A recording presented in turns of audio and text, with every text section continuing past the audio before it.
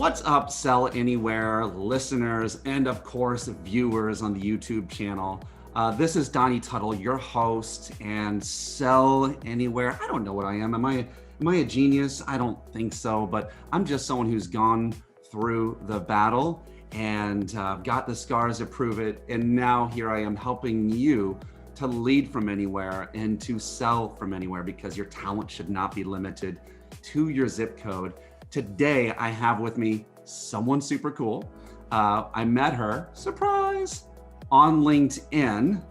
And before we even get into what she does, because that's the first party question we all get, right?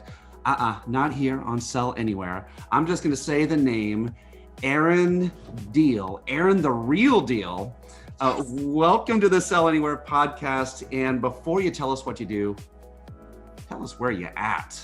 Yes, I love it. I am in Charleston, South Carolina.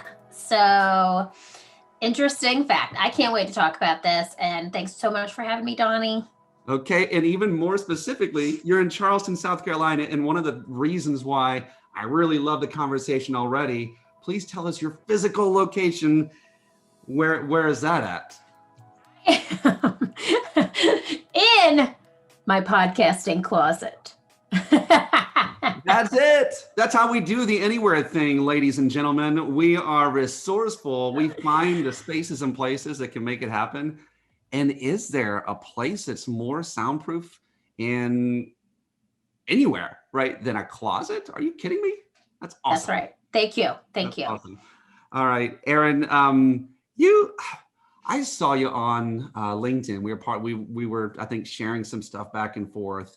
And not only was I in love with the content that you were sharing and the heart that you were sharing it from, but I feel like your mission, right? The people that you serve and what you want to bring them to and what you want to bring them from.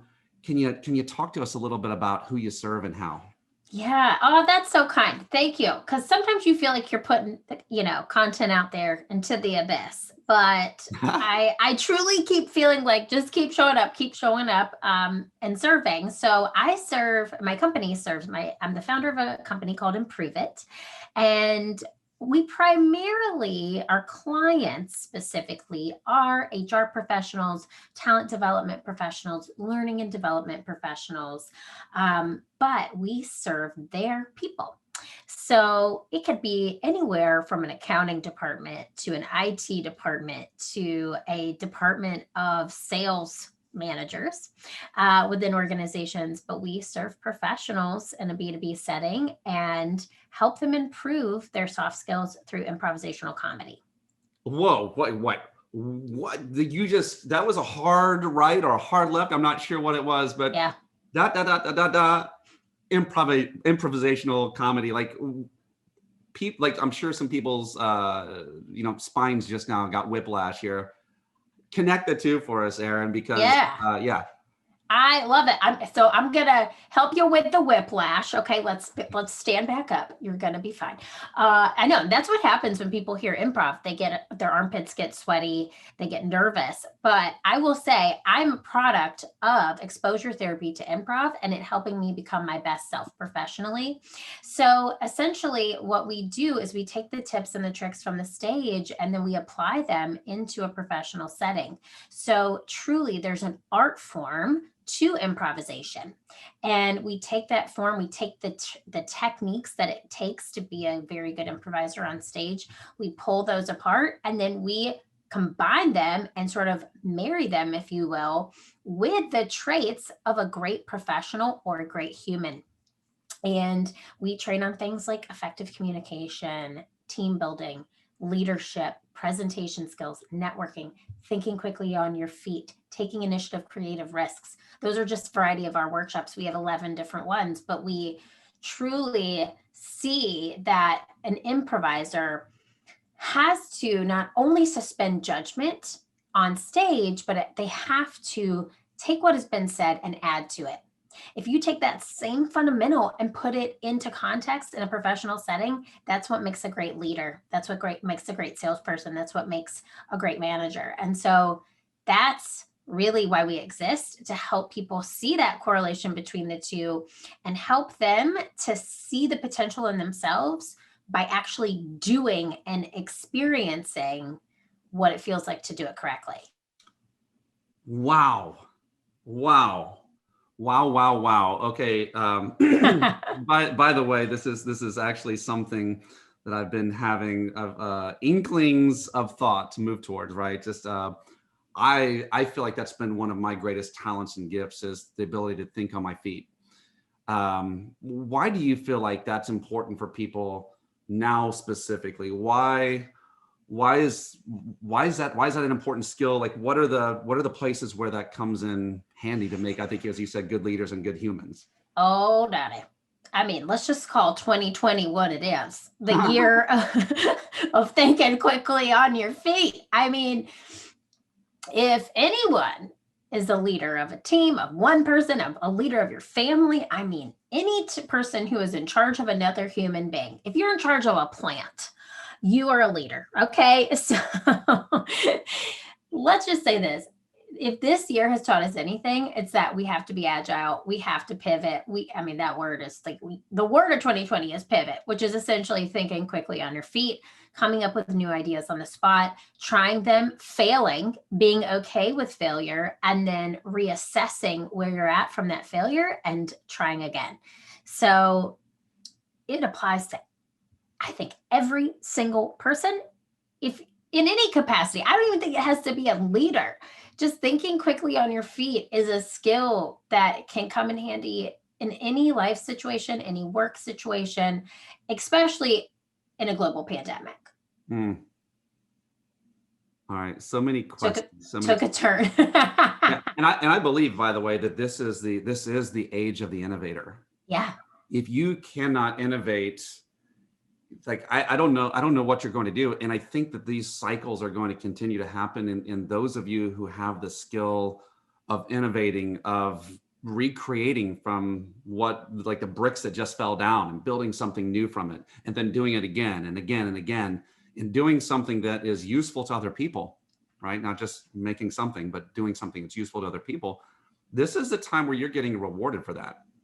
This is the age for that. All right, back to this thing, because I'm hearing so many people in my brain, so many people probably that I've worked with. Like, I feel like I would be comfortable naturally in that scenario, because I don't like it. Maybe it's I don't care that if I look goofy or whatever. But I can almost imagine some people saying, Erin, that's like maybe for you, entertainer, on the stage type people, I'm more reserved. That's like that like my palms are getting sweaty just even thinking about it. Like, is that for everyone? Can everyone step into that? Like, different personality styles? Talk to me. Totally. I get this question all the time. I mean, it's probably one of the number one questions that we get, especially in a sales scenario when talking to clients, because teams are very dynamic. You have a set of introverts, you have sets of extroverts, you have people who get terrified when they hear they have to public speak, right? So it's very interesting, because some of the greatest improvisers, and even think about this, the actors that that are famous comedians, they're actually super introverted in real life. And what really makes something funny is the truth in comedy. So you don't have to be this big, boisterous joke teller. Actually, the people who think that they're funny and friends tell them that they're funny start off in improv sucking the most, because you're not there to tell a joke. You're there to listen to what's been said, add to it, and create something together. So the goal of improv is to make the other person and your scene partners on stage look good. And that's what happens, especially in our workshops, is we have groups of 20 or some, we'll do anywhere in person. Now we're virtual, but we'll do anywhere in person from 10 to hundreds of people. And they walk in, individuals, and they walk out after a 2-hour session, this collective group of people who've just gone through this really cool shared experience that can never again be recreated. So improv as a teaching tool is actually one of the most inclusive things that you could do with your organization or with your team, because it is all about helping each other, making each other feel heard, and collectively doing something together versus individually. So we always tell people we're not there to make them bark like a dog and look silly in front of people. Although we do have a chicken hat in our physical workshops in person, and we do the chicken dance virtually online. That's just to help people get comfortable with the uncomfortable quicker. But we really aren't there to embarrass people. It is truly for them to be guided out of their comfort zones and do something that frightens them, but do it with a group of people collectively. And then when you walk out of a workshop or when you walk off stage from an improv show, man, it's like you just did a workout for your brain. Your mind is in a different space. You feel different. Your energy is different. So it's, in my mind, one of the greatest exercises we can do for teams and individuals and just for our own mental state. It's like a drug. When you start doing it, you want more of it. I love that. There's so many things that you said that I want to touch on. And I believe this. I think that anytime you get someone to go, ha, even if it's just one ha or lots of ha's, right? I think that's it might be the simplest form of agreement that there is in existence, because at some level we're saying, yes, that's true, right? Yeah. Yes, we're both together in that. And that's so interesting. Like the idea of this being a bonding experience. I find that teams usually there are a few things that bring teams together in a way that makes it to where you never you don't forget each other. You're brothers and sisters forever. Yeah. And that is something you went through. You achieved a great accomplishment is one.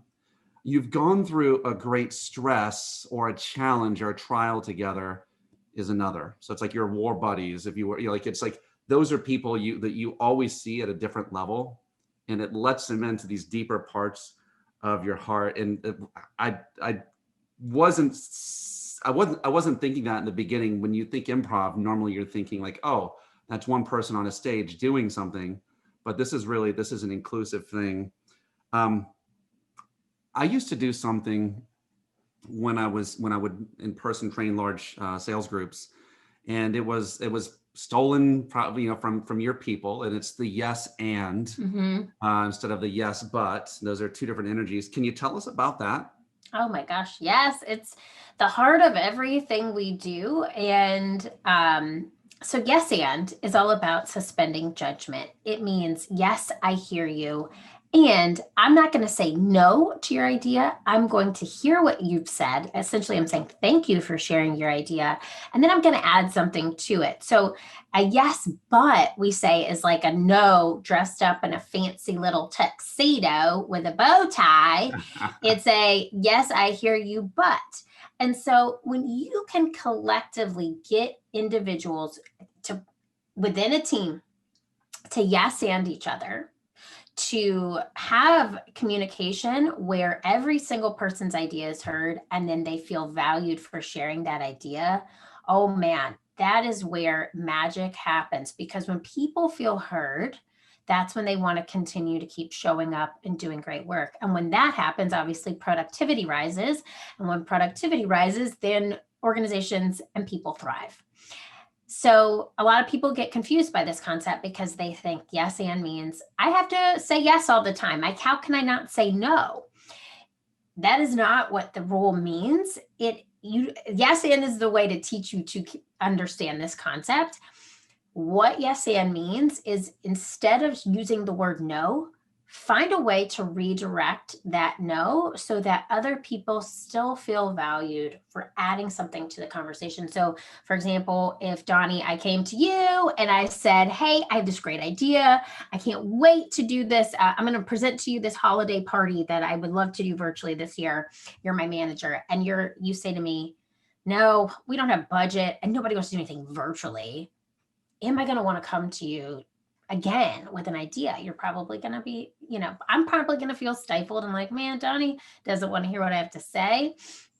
So if I did the same thing and said the exact same thing to you, and you said to me, Erin, you know what? That's cool. I'm so grateful you thought of something. We don't have a budget this year, but I'd still love to hear what you have to share. And maybe we can come up with something within the realm that is something we can do for free. Let's hear it. I'm still feeling grateful for coming up for the idea. I'm still feeling heard. And I'm probably going to keep sharing ideas with you because you're taking the time to listen. That's yes and. I love that. Do you feel like that takes practice? I've worked with a lot of leaders, and people cannot be influenced when they feel like they have to put their guard up. Yeah. Which is kind of what yes and does. But for people who are used to being like the yes but person, how do they change? How do they turn? How quickly can they turn? Because like a lot of times people will say things and it just doesn't feel like it feels disingenuous. Like they're saying it in their mind. They're like, no, you need to do this. What's wrong with you, you idiot? Like they're that's kind of flashing in their brain. And so then they're like, yes, I'm so happy that and we really need to do this. Like, it's almost like this thing that feels like not conformed to who they are. How would you speak to someone like that who's maybe used to being hardline, solve the problem and get people out and push them on? How can that person be rehabilitated so that? Oh, sorry to cut you off. Yeah, I'm like, yeah. Well, you get where I'm going. Yeah, go hit me. Yeah. So I know a lot of leaders who struggle with this too. And it takes practice. I mean, this is not something, if that is your go-to, this is not something that is going to be changed in 1-2 hour workshop. It takes taking that fundamental and really applying it and putting it into motion every day.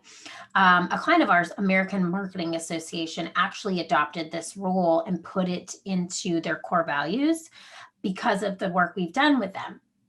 And what to me, I think personally, just making it top of mind, and they actually have little cards that they put on their desk so that they are reminded to postpone judgment in meetings and conversations. For me specifically, and for the people I know who struggle with this, it is a thing that will be continuous practice. In my internal team meetings, we start off every meeting with, hey, we're going to change some stuff because change is hard for a lot of people. This is yes and.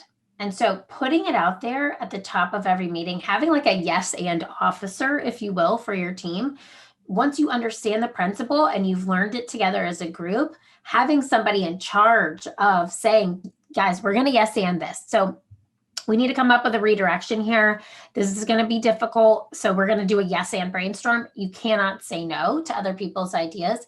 Making that top of mind before you even sit down to have conversations is so important, because otherwise we go back to what we're used to. And it's helpful for teams. It's helpful for families. I mean, my husband is so funny because sometimes he'll say, you can yes and everybody, but you're no because of me. And so you gotta call it out when it happens. And we do that on our team. Somebody's not, if we're not vibing and sharing ideas appropriately, we'll say, guys, come on, yes and. And it really does just put you in that space of, okay, I'm going to postpone judgment. I want people to share their ideas. I may not agree with them, but we're going to get somewhere together because we're using this philosophy. Yeah, and not to stay here for too long, but there's just so many leaders that are here and they want to be there. Mm-hmm. There's like this middle thing. Like, what do you find? What are the main resistances that you find with leaders adopting, going from yes but, and getting it done and figured out and moving to a yes and is there a compromise or so what are the greatest barriers you find? Yeah, great question. I will say a lot of times it's removing rank. I think with a webbed man once said, with great power comes great responsibility. Yes. So I think that a lot of times people get the Spider-Man complex where they're like, I'm CEO. I am the call. I'm the decision maker here. I'm going to make up all the rules and make all the decisions. And that's ego. That's an ego at play. I think that's a huge barrier, is ego. And what happens, and we actually do a wonderful activity that demonstrates this, which we so gracefully titled Inspire, Don't Perspire. But what we do is we remove rank. We don't allow people to have rank. And when you don't allow rank to play into conversations, obviously we know who's still an intern, who's still the CEO.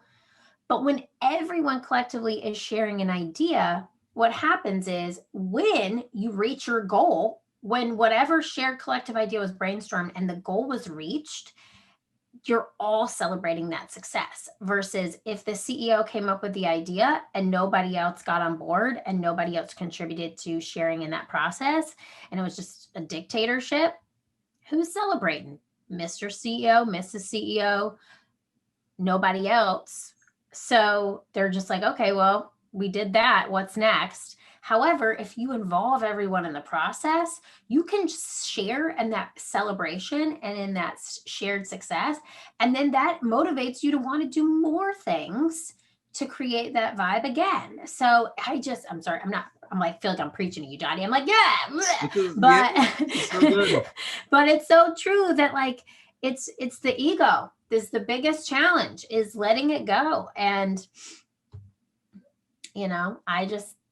to me, what is the best thing about my seat in all of this is that the people I get to work with, our clients, are wonderful human beings.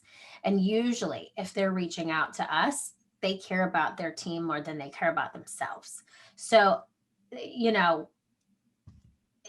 it's really interesting to see that dynamic. I feel really fortunate, and I can almost always know when I'm walking to a situation where ego's at play, and it's really challenging for the participants to engage when ego is at play. Interesting. By the way, if you see me looking down, I'm taking notes. I love it. That's what we're about. It's interesting. And by the way, quick pause and plug for some stuff that's going on out there. I've actually, like what you're saying, I believe is valid to the sales process. I've created an online experience and a group experience for people who want that. So you can go to gosellanywhere.com and you'll find just all of the stuff prepared for you that will help you to make prospecting an act of love and not an act of war. And so, but one of the things that I would say, Erin, that's in this is that people are going to believe like these dictators, the people who are leading from this place of do this, they think they're heard. But the only person that really owns what you said is it's the person, right? Because you think just because you said it, people will do it. And oh God, I'm thinking about myself with my kids now because I really. Okay, so time for me to eat my own medicine a little bit. No, parenting is similar yet different. Let's just say, but people believe 20% of what you tell them, and they believe 80% of what they tell themselves. And if we're saying it, it's one thing, but if it's coming from others and it's a part of they're a part of the expression, they're going to own it. And because they own it, they're much more likely to actually put action, effort, and energy towards it. And so like, I want to drive home the importance of that, of the ego and surrendering and involving the group. You have to have a shared goal or else you're always going to feel like you're dragging people along with you instead of moving. Love that. Yes. Agreed. So, yeah. Take me to laugh break. This is something I do, like doing a little sleuthing on your LinkedIn, featured in Forbes. This is like, in this whole Zoom era that we're in, you found a way to kind of like just throw some F-bombs at people. And we'll talk about the F-bombs, F being fun. And so you're dropping fun bombs in the laugh break. Can you tell us about that? Oh my God, I love that. I'm dropping F-bombs. Yeah, I totally can. I just made that up just now, by the way. Yeah, look at that. I love it. So essentially, in 2020, March of 2020, We were crushing it, in-person business, traveling everywhere. I've got myself and an internal team of 5 people. I have 25 facilitators who are all improv professionals. They've been on all the great stages, and they've also had professional jobs in corporate America. So they have to see the marriage of improv as well as corporate. So, I mean, I have some of the best people in the world as our facilitators. I'm so grateful for them. And when March happened, we thought we were done. I mean, as a business collectively, we thought, okay, it's going to be a couple months. We're not going to have any revenue because we can't do our work. So we quickly got to work, used that yes and mindset. I'll tell you, there were some challenges because we didn't know what the heck we were doing, but we moved everything virtually. So all of our in-person offerings, which were workshops, we moved online. Through this period, I lived on Zoom. I mean, I call myself a Zoombie, a Zoom zombie. I show up from the pits up every day. That's armpit up. Huh. I just, that's a Miss Maisel plug if you're a fan. And then, I mean, it was just like I'm living on Zoom. My team and I are on Zoom, and everyone's on Zoom. So I was like, how can we make this more fun? And then on top of that, I have 25 hilarious people who are used to performing almost every night of the week. I mean, these people are like on the best stages in Chicago. And I thought, wow, we're not going to get back to normal anytime soon. And guess what? When they go back to normal, one of the major stages in Chicago recently closed and another one is getting sold. So there's just like a whole uproar. So we don't really know where they're going to be able to perform. So I saw this group of people who are really talented sitting at home, and I saw this other group of people in corporate America living on Zoom. And I said, let's become Zoom crashers and let's do some virtual improv. So we got our yes and hats on, jumped on Zoom, figured out ways to make improv actually work on Zoom. And we wanted it to be one of the easiest things that you could do to book. So you can book it literally through a website. Normally, to work with us in a workshop, it takes several phone calls. It's a lot of touch because there's a lot of moving parts. But this, literally, you go on, you can book it through our site on Calendly, book, pay 15 to 30-minute spots. So there's 15, 20, 25, and 30-minute spots. And you literally tell us a few little inside jokes about your team, who's on the meeting. We'll send you a Zoom link through it, or you can give us yours, and we will jump on and have some fun with your team. And sometimes people tell their teams we're coming. Other times we just show up and they're like, look who's here. Those are my favorite, the surprise. And we use the chat boxes for the ha-ha-has, he-he-he's, LOLs. And we have about 15 of our performers now doing this, and we probably do quite a few a week. So give us an example, like if someone were to book you into this, and is this the Zoom version of photo bombing? Like what might I experience if you showed up and give me, without revealing the act or whatever, like maybe share some of what happens. Yeah, well, the fun thing is one laugh break can never be recreated, but we do the same activity. So if you're familiar with Whose Line Is It Anyway, we use short form improv. So it's like little short games that we do, and it depends on the amount of times. They're anywhere between 3 to 5 games. And in these sessions, we involve participants. So we use suggestions from the chat box to incorporate them into our scenes. So I don't want to give away the games because they're fun. I won't give away the games. Whose line is it anyway?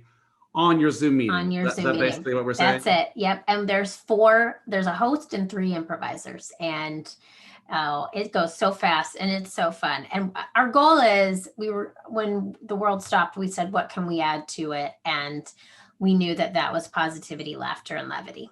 And that is exactly what a laugh break is. It's just what you need to give you some endorphins to get your team. It's a team building activity using laughter, essentially. So helps with mental health as well. Yeah, and I love, and I want you to slow down and say that again, because you said when the world stopped, you asked, what can we add to it? And by the way, those of you who know me, you've been around, like, you know that I believe that your ultimate gift to this world, like your place of productivity comes from the place of like, what can I add to others? how can I be a blessing with the gifts that I have? How can I help others move things forward? And that's what you guys did. But I want to hear your answer, because when you said, when the world stopped, we asked, what can we add to it? And what was that answer again? You said something through levity. What was? Yeah, we knew we could add laughter, positivity, and levity, and that is what we do. And at the end of every laugh break, I'll spoil something here. We ask participants if they enjoyed the experience.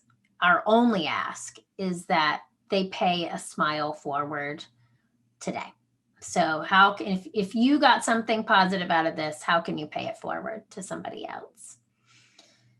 And then we get offline, and we usually text each other afterwards, high five each other. And it's just so funny, because we really do miss performing, and it's a great way to reconnect with the team too. Selfishly on my end, I love it. It makes my day every day. Yeah, Erin, I've read a lot of different things about what's called expendable effort, and meaning there's the amount that we're asked to give in the place of work, and then there's the amount that's left over past that. And most places do a really bad job at getting the extra effort, the expendable effort. And a lot of people look at the people that are working with them, and they're like, there's something wrong with them. They won't work hard. They only do the minimum. And but there's a place where we as leaders can actually invite, unite, and bring other people into the place where we're actually getting their heart, not just their actions. And when we have their heart, we have the heart of people, where we become really an organism that's moving, rather than just an organization that's stagnant. But I want to know, why fun? What does fun do? And so again, the F word, and I think people need to F their business up. And this is how can, why is fun important? What's the magic of that? Man, I love this. I want to steal this F-bomb thing. I'm loving this. This makes me laugh every time. See, you're making me smile, which is fun.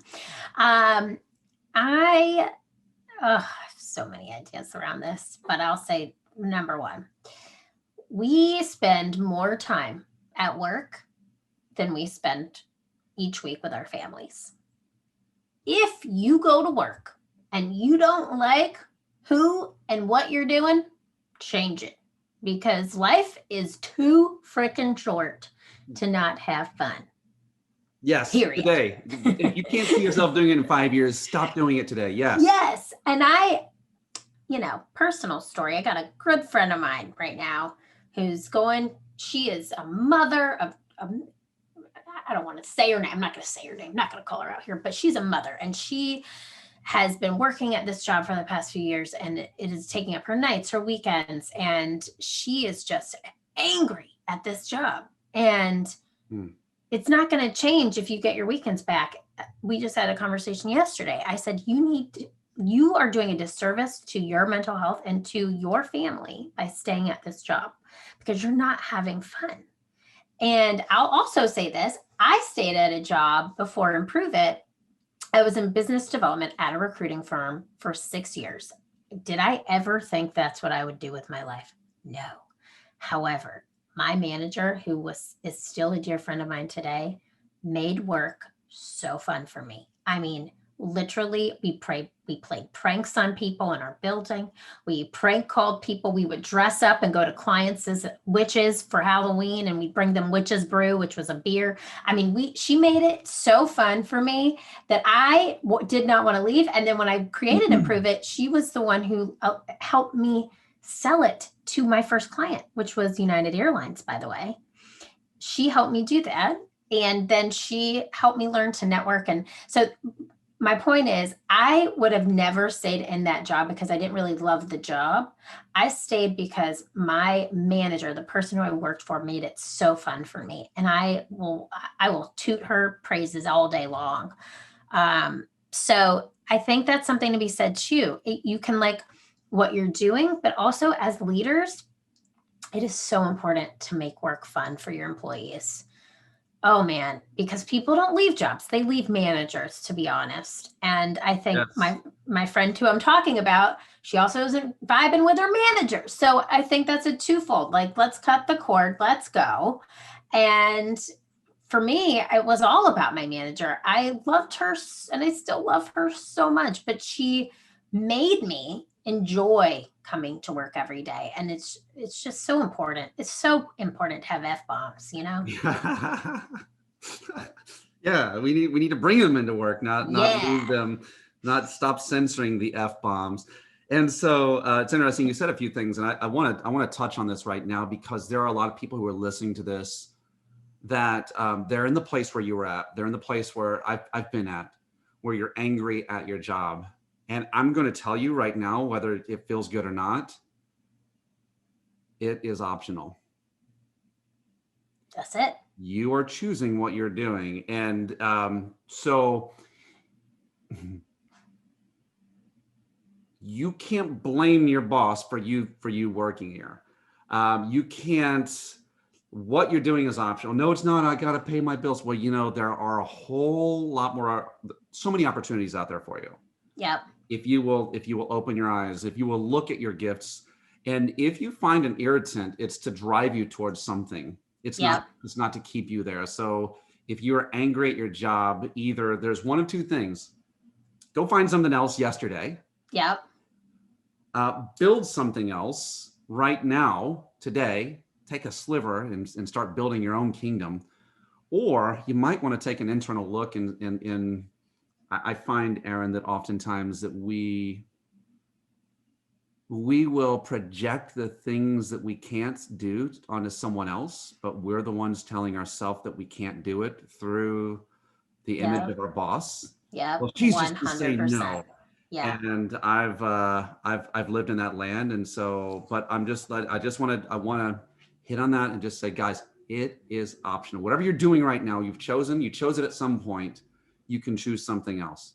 It's optional. Yes. And even in this pandemic, I think people are afraid. Well, can I riff on this for a minute, Donnie? Because you just made me think of something, and I'm sorry if you have a question, but I really got to say this because I'm just like, "Ugh." I think a lot of people are reassessing their lives in this year. I think this was a year of pause, a year of what are my priorities. I made a move across the country. My family did because of 2020. Like this was, a life changing year for me. A lot of it sucked. A lot of it has some happy endings, right? And so my biggest piece of like, please do this advice is there are people hiring in 2020. I think a lot of people who are stuck in these jobs are doing themselves a disservice by staying in it because they think there aren't people hiring, that we're in a pandemic, the economy is going to be slow. The answer is absolutely not. I have so many companies that I work with right now looking for talent, finding top talent. There's so much talent out there, but you will find another role and it will work out for you if you believe that it will. You have to believe. Yeah, So, we definitely, you cannot function from a place of scarcity, even though it might feel like that. yeah, If that's where you're at, that's why you're probably holding on and you think it can't be any better. And it's the same with relationships of any kind, yeah, right? When you think that you don't deserve better, you can't have better, you'll stay with good enough. And I'm telling you, good enough is not an inspiring life. It's not something that's going to make you feel, that that's why I think that even your message, the message of fun, I feel is so important. I like, you made me think about, school when you were talking about that and with your boss, the boss that made you have fun doing something that you didn't really love doing, but it's like the boss is like, and how like the best teachers are the ones that are able to captivate and create fun and excitement and intrigue in their people.